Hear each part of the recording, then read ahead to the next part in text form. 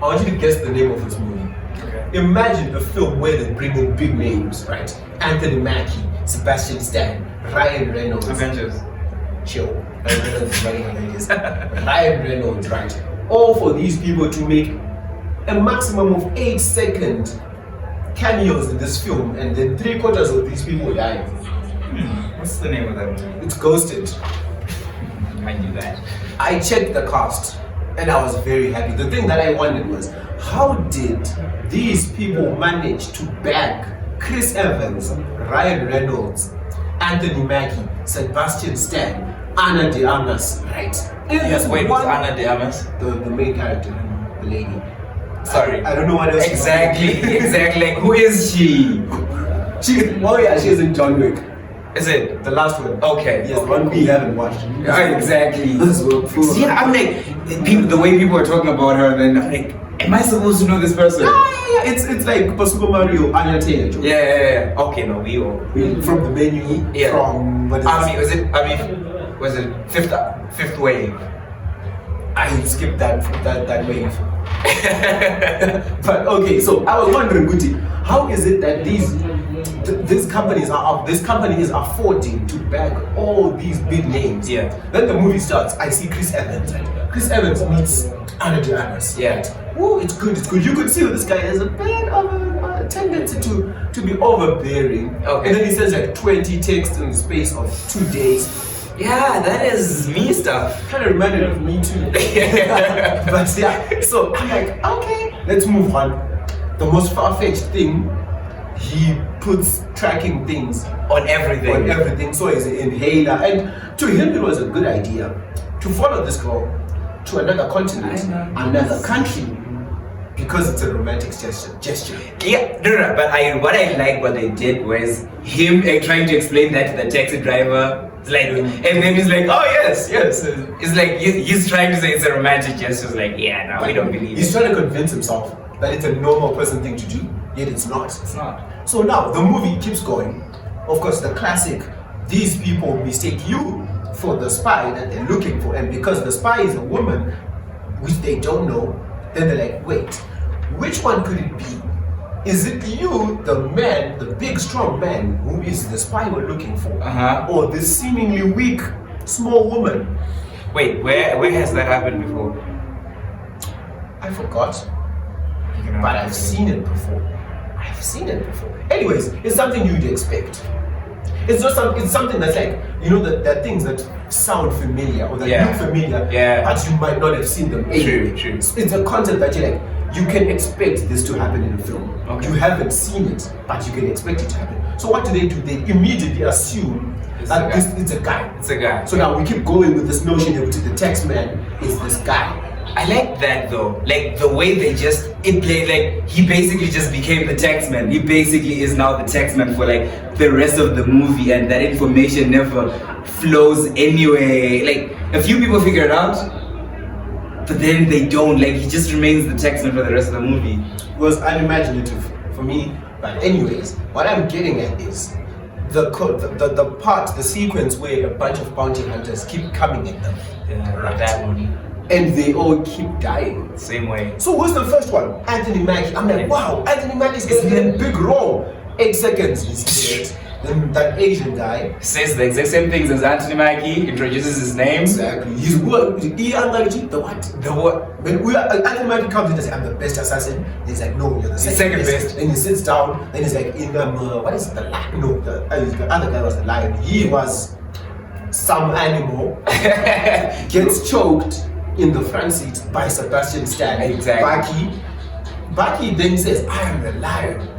He then gets killed. Yeah, they tell him, they're like, hey man, the last guy who tried to take us got killed. Then he gets killed. So they made that whole sequence canon. Now, I want to Bullet Train. Yeah. When I was watching it, I felt as if they were trying to not mimic, but what they were trying to represent was what Bullet Train did. Okay. Right? Because for me, Bullet Train was such a well-made movie, was such a balanced movie. You had Jinjiri Cannon, you had my jokes, you had enough seriousness, right? in as much as you could see to this movie, it doesn't seem real. Yeah. But at the same time, they never hinted at a reality that's like steeped into what's really here now. Because at the start of that movie, at the start of Ghosted, Yeah. this is a normal guy It's a selling plants and whatever, meets this girl, and then he's now started to do the spy world, and then my assassins are just start dying. Yeah. So that whole sequence is canonical.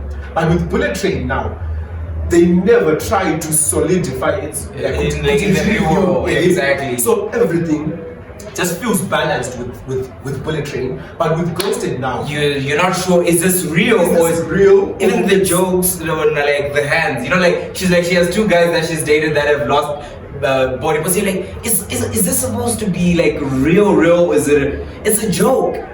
Yeah, and also all these big names came in for like 8 seconds, 10 seconds, because they can't afford to have all these big names. So now I'm watching it and I'm thinking, Papatema bounty hunters, they all came and they died.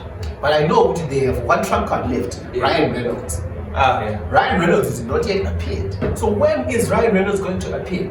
And he appears in the last act of the movie. The most insignificant part. Most insignificant part with Rehashing all jokes, unfortunately. and then he's like, he have lost parts, what, and I'm just watching. Yeah, this, I couldn't take that seriously, unfortunately. Like, even. and he has an eye patch. And yeah, because it's the whole I lost an eye, he lost an eye. I lost an eye, and then I lost my whatever, and then she's like, but I like the, but I still have 20 vision. Yeah, I get it. Yes, and then he's like, hey, but whatever, and then she shoots like close to his ear, and it's like goes the other way, and he's like, you know what, you just keep doing what you're doing. I feel like they canonized so much. They canonized so many of these big names in this film, and it becomes glaringly clear, Kuti. They can't afford to have all these big names, act Mapata Kawanda, Yeah. and at the same time, they're trying to give us, this funny baseline movie. They're trying to give us this funny baseline movie, but it just never really wins me over. Because I'm like, Chris Evans is such a far-fetched romantic in this film, and then Ana de Armas is such. So serious. She's a classic, Western Europe assassin type, right? With the accent, classic, There was nothing. There was, yeah. So to me, Ghosted, I wasn't enjoying. I feel like that is the exact same facial expression I had when I went Dungeons and Dragons. Yeah. It's the exact same one that I had up. The only difference is with Dungeons and Dragons now, it might have been unfair. Yeah, it was. Yes. But with this one, I was just like, I actually enjoyed this one though. Ghosted. As compared to Super Mario, I enjoyed Ghosted. that's all, folks. This is blasphemy. Yeah. No, for real. I really actually enjoyed. I enjoyed it. Like, I get what you're saying, but there was a bit of an imbalance between the comedy and the seriousness. Like, they are trying to sort of portray like things happening in the real world, because like everything that happens at the farm seems real, and everything that happens in like Washington DC, I think that's where it is, right? It seems real. Everything is fine. But then some of it seems unreal, like the whole Pakistan stuff and the whole Ryan Reynolds, especially when the whole building is going down. These guys put zero safeguards in this building. Yeah. I'm like, do they know what centrifugal force is? Yeah, thank you. That's the word. That's What the is- word. Yeah. Centrifugal force. Now, is the thing. But check this out. they were Chris Evans. This is a farmer. Yeah. He grabs a parachute, grabs this girl, Oh yeah. grabs and Figures out how to land both of them. and he jumps out of the He airplane. figured out how to land himself, the girl, and the briefcase, maybe. Briefcase, you can throw it, but he lands on That's not the thing. on a random island in the middle of the ocean. Like the convenience. Too convenient, actually. Imagine the and those guys. This is a private jet. I don't know 1,000 feet they were up. Mavulwado. What do we see next? These guys have landed nicely. Perfectly. It brings me to. No one got sucked out. Well, it's a whole big thing on does actually rapid decompressurization actually suck you out? Does it? I don't think it does. You don't It's not think as it does? dramatic. Yeah, it's not as As dramatic as they dramatic put it as out they put it out in what is it? Snakes on a Plane and stuff. Well, so that's on the plane. It was It was crazy how that worked. Exactly. It's not as dramatic, but at the same time, they didn't explain where did the aircraft land, they just left those things hanging in the air. So, them trying to put convenient elements of reality into this film, and then being like, you know what, it's still a movie, so we can have some far-fetched movie-like things. But that's the explanation. I think that's what I had to tell I had to remind myself, like, when you're watching a movie, you have to remember that it's a movie. Like, some of these convenient facts, like this guy knows that this Aztec planned, and is like, some of these things are a bit too convenient, but you're like, okay, it's a movie, I want to be entertained, so let me forgive them for the bad jokes and just be entertained. That's my approach sometimes. I think my problem now is I'm starting to expect more.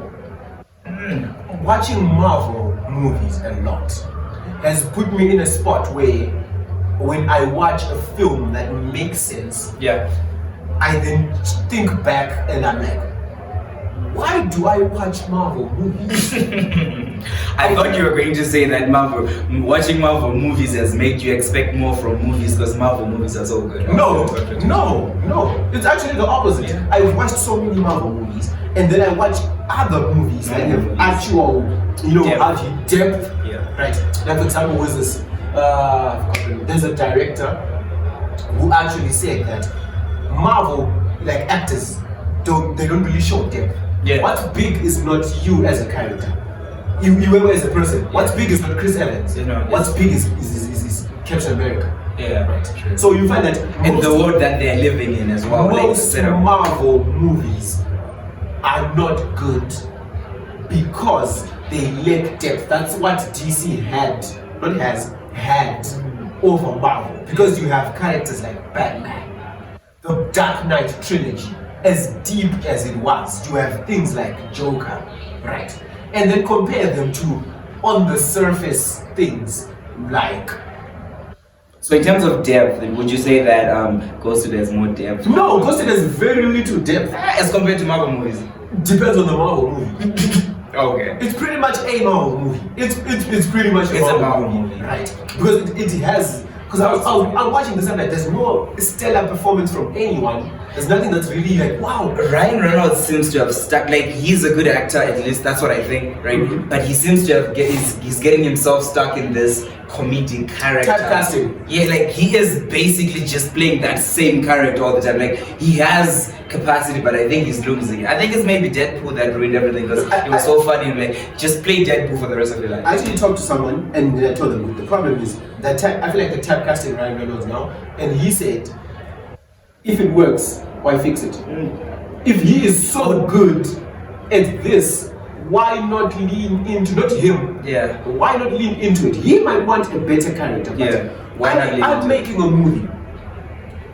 Why should I cast you, why should I take you, Ryan Reynolds, and cast you as something that feels experimental? Yeah, that may. When I can cast you and that brings in a version that the problem that we have in movies nowadays is basically that people are no longer experimenting with things. We're just getting rehashes of the like trilogy of this and the Dark Knight 15 and the Super Mario Brothers. Like it's just building on the same old things. Like they're no longer willing to like experiment. At least that's what I'm. But if you experiment, you can run into losses. That's a problem now. Because it's not a production. There are stakeholders. Actually, there are things that are working. There are things that are going down. Taika Waititi, I'm not coming back to direct another Thor film. We don't want you, Taika, because you ruined Love and Thunder. Debatable. What? A conversation for another day. Cool. So Ghosted. It was okay. No, I enjoyed it. I did not enjoy it. It was bad. It was great actually. There's the part where he's like sliding down the hills. It was nice. This guy's a farmer. He is. And he has the spy word with Locke. He's acting like he's a bumbling fool, but he never gets shot. Not once. Not stabbed. Nothing. The actual spy is the one who gets stabbed. Why? Because he's doing all the heavy lifting. but you don't know what you're doing. You have to at least No, get I get you. injured. Just a bit. Just a few small injury. Just a tiny one. He never gets that. So it's some Steven Seagal stuff, and Yeah. I hated it.